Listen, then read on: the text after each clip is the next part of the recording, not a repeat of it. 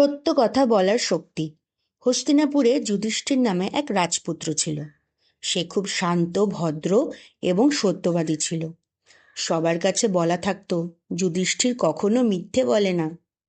একদিন শিক্ষক দ্রোণাচার্য সব রাজপুত্রকে ডাকলেন। তিনি জানতে চাইলেন, বলো তো, জীবনের সবচেয়ে শক্তিশালী জিনিস কোনটা? দুর্যোধন বলল, তলোয়ার ও ধনুক। ভীম বলল, শক্তিশালী পেশি। অর্জুন বলল, অস্ত্রবিদ্যা। সবাই বলল নিজেদের মতো করে।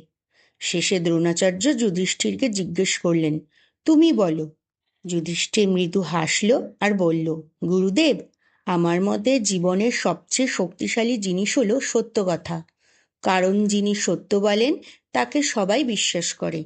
বিশ্বাসের চেয়ে বড় শক্তি নেই। শিক্ষক খুব খুশি হলেন। তিনি বললেন, সত্য মানুষকে সবার চোখে শ্রদ্ধেয় করে। মিথ্যে বললে শক্তি নয়, শুধু ঝামেলা বাড়ে। ভবিষ্যতে যুধিষ্ঠির অনেক কষ্টের পথ পেরিয়ে রাজা হয়, কিন্তু সে কখনো মিথ্যে বলে না। তাই সবাই তাকে ধর্মরাজ বলে ডাকে। নীতি শিক্ষা। সত্য কথা মানুষের প্রকৃত শক্তি। সত্য বললে সবাই বিশ্বাস ও শ্রদ্ধা করে।